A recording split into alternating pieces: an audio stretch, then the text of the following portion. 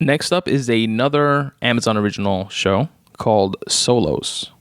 SOLOS. Which I just realized is, what do you call that? The term, what's the term? A homonym, I think.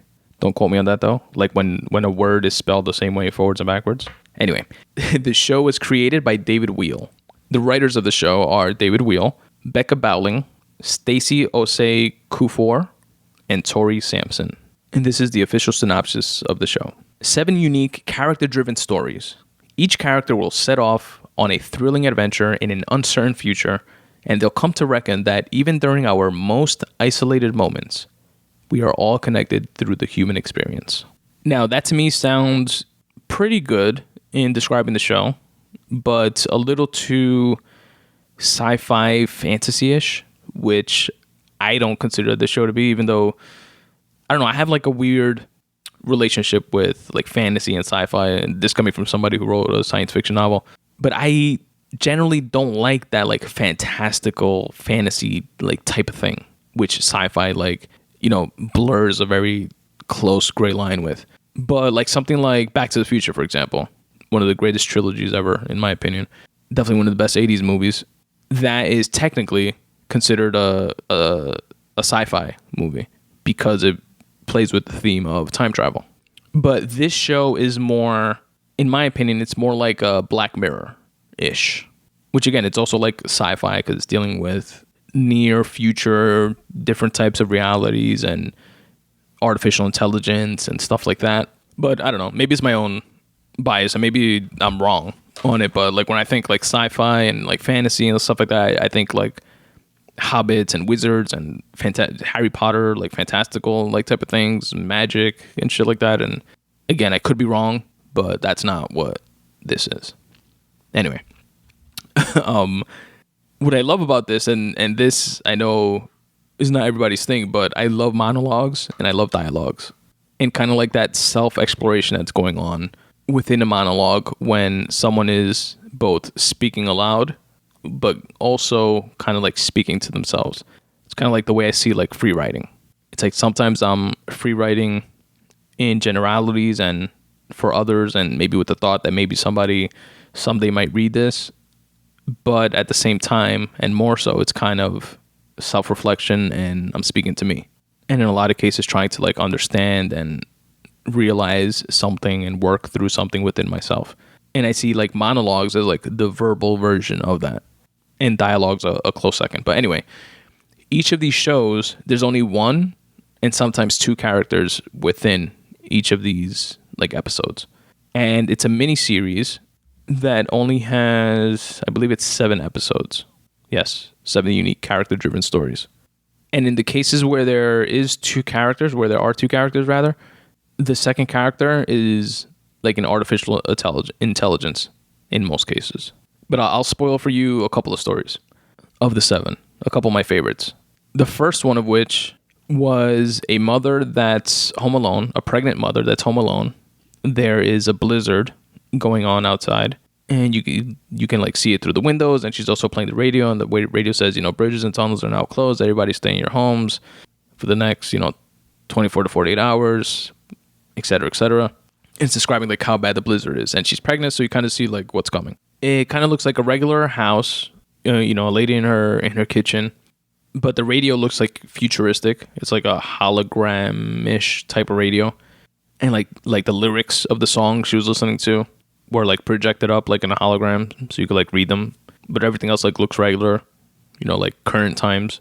So it's like near futurish, like certain technologies have advanced. Again, similar to like a Black Mirror episode. Then you see like her sonograms of like pictures of her sonogram like on the fridge and like hung up and stuff like that, and something that says like new baby or something, and kind of like, new baby, what's that? Long story short, she goes into labor, which is like what we foresaw happening, right, in that situation. And she tries calling her doctor. The doctor picks up and speaks to her, but it's like cutting in and out. Then the call drops and she can't get like clear conversation with the doctor going on. She tells the doctor, I think I'm in labor. The doctor says, no, but it's too soon. That's not supposed to happen. Something must have went wrong. Then, she can't get in touch with the doctor again, so she calls 911. And again, she goes through the same thing. The phone's breaking up. She, gets to tell them that she's in labor and she's by herself. And then the call drops. Then, long story short, she winds up having the baby herself, fucking like squatting there on the floor. She cuts the umbilical cord, wraps the baby up, puts the baby in the bassinet. She's like in pain, but she's like walking to get like a bottle or to turn off the stove or something.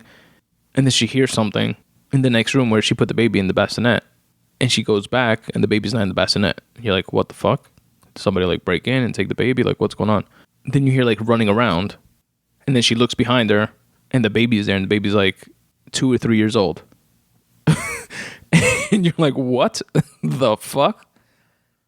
And then the doctor calls back and he's able to get through. And she tells him what happened. And he's like breaking up a bit. But he's like, listen, you're in danger. That's not supposed to happen. It was too soon. Something must be wrong with the new baby fucking dosage that we gave you. So apparently you can have these like new type of babies where you get pregnant and I don't know. But something went wrong and the thing aged fucking 3 years in like 3 minutes. And the doctor pretty much tells her, it like cuts in and out, but he tells her, listen, you have to protect yourself at all costs and you got to kill it. Like do what you have to do, but get rid of it. This wasn't supposed to happen and you're in danger. And so she like grabs a knife, but it's like she just had her baby.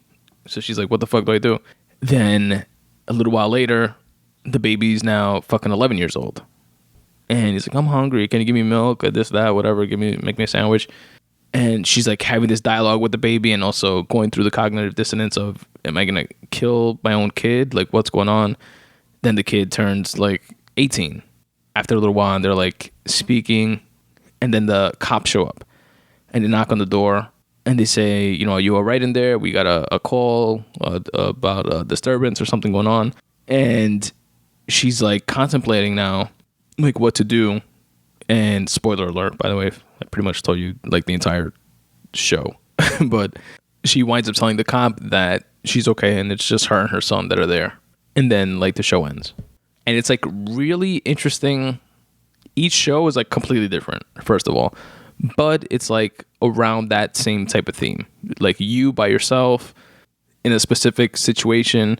Sometimes you're completely by yourself the entire time in like certain episodes. And you're like Anne Hathaway, for example, she's in an episode, which there's great actors in this. I'll list out the actors in a few minutes just to give you an idea, but amazing actors, like A-list actors in each episode. But Anne Hathaway, her story, she's like some scientist that's working on time travel, and she has these like Minority Report looking like screens in front of her, and she's able to get herself from her past on one and herself in the future on another, and she's like speaking to herself, but it's like her past self and her future self, and she's trying to like figure some shit out. So it's like one episode, so it's like technically 3 people, but it's really all just her.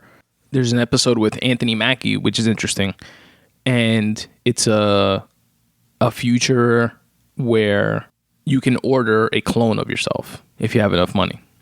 And the reason why people do that is, like in Anthony Mackie's case, he's terminally ill with cancer and he's dying, but he doesn't want his family to have that void of him no longer being there. So there's like this program that you can order like a clone of yourself that downloads all your thoughts and memories and mannerisms and everything. It literally looks exactly like you. It looks like twins.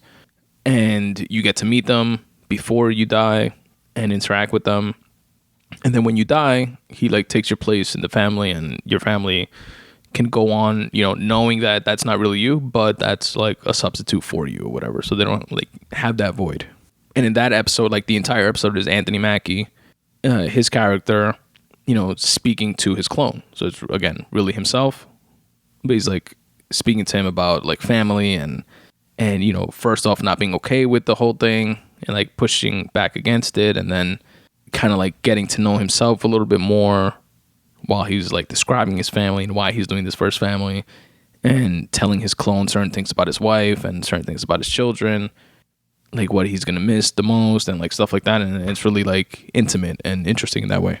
One of my favorite episodes is with Constance Wu, which I'm not going to spoil for you guys because I wasn't like expecting the twist that came with it, like kind of like the double twist at the end of that one. But that one was just like straight monologue, just her.